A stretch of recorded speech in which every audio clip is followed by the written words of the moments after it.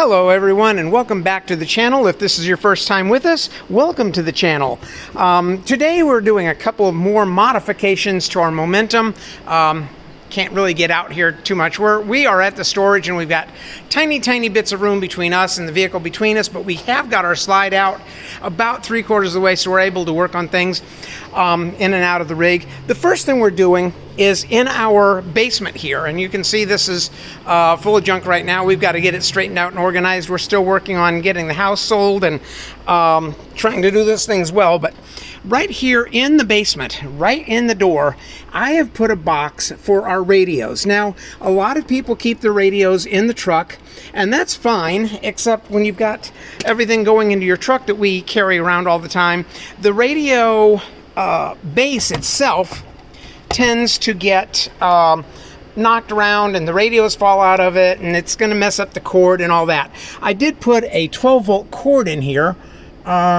I don't think, well, let's see if we can, there we go. So you can see that the 12-volt plug that I put in there, I just built this box out of some old extra project material that I had. We'd taken some white pine and made a headboard and a CD rack for the house, and this was just some leftover. It's white pine and it's done with a golden oak polystain, so it's stained and polyurethane all at one time. I just cut some pieces out of it, and as you can see with our radio base here, I just drop it in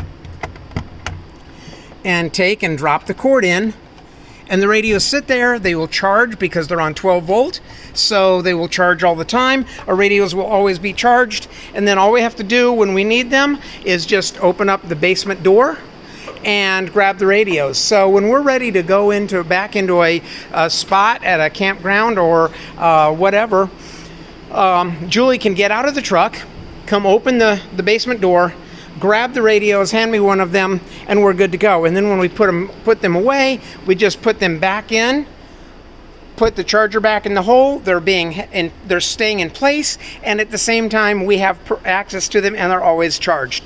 So just a little thing we did for that. The other thing I did with this, and I'm going to go around back here.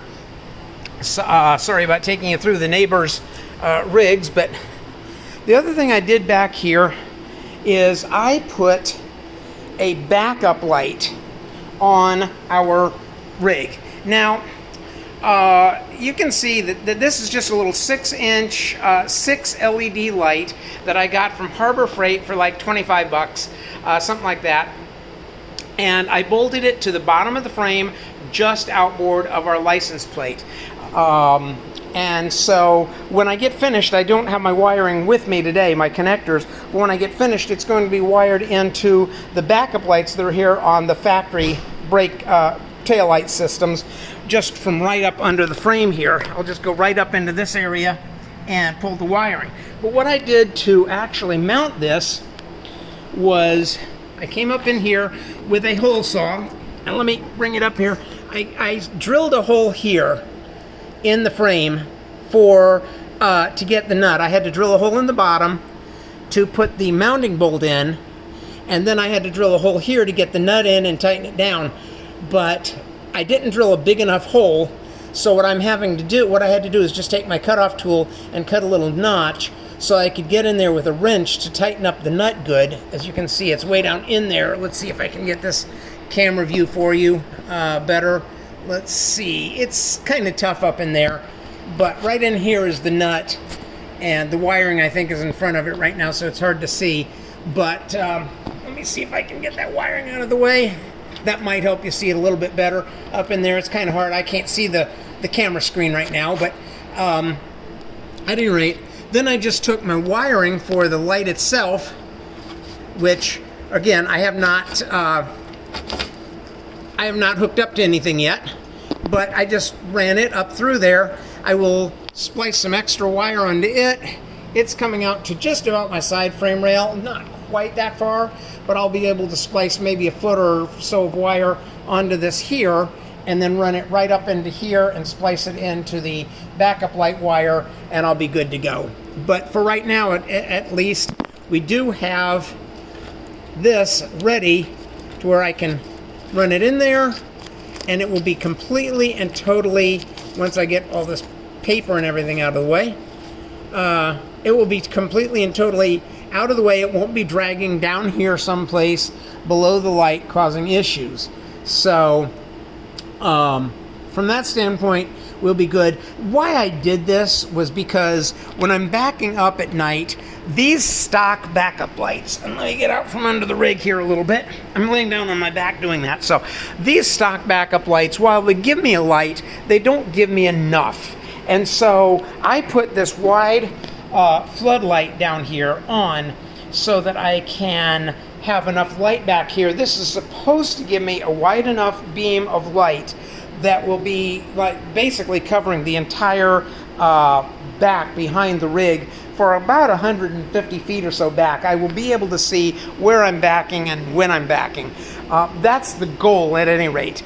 So those are the modifications I've made today back out to the rig. When making this little box for our radios, I did use my Kreg tool. As you can see, the bottom of the box here, I've got pocket holes everywhere.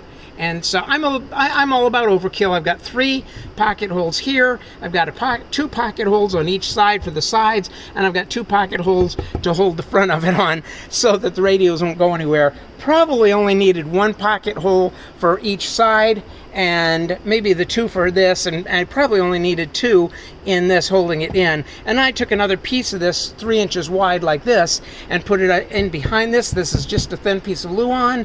It's not very thick, so I did put a piece behind there to run my pocket screws into so that there's more than just this Luan that's holding it up. I mean, you can see here, it's, you know, the Luan rattles like these basements do, but that's going no place. And that's what I've done today. A lot of things going on with getting this thing ready to go full-time on the road. We're just trying to make the best of it right now. Thank you for joining us. If this has helped you, or if you like what we've done, please hit the like button. If you have not yet done so, please hit subscribe. Please hit the little bell symbol there so that you get updates every time we post a new video. Please recommend this, share this video with others that you think would be interested, or maybe it may be helpful to them. Finding ways to store different things. And as you can see, I mean, that's for radios. You could use it for anything.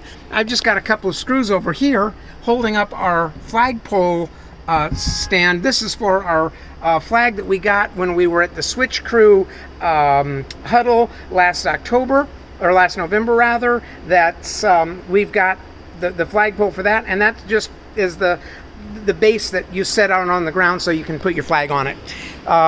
Rather than having it flopping around, I just put 2 screws on it behind it, and I hang it on those 2 screws, and then it just hangs there and travel. And we've traveled all over the place, and it's gone and it does not come off. So we're good with that.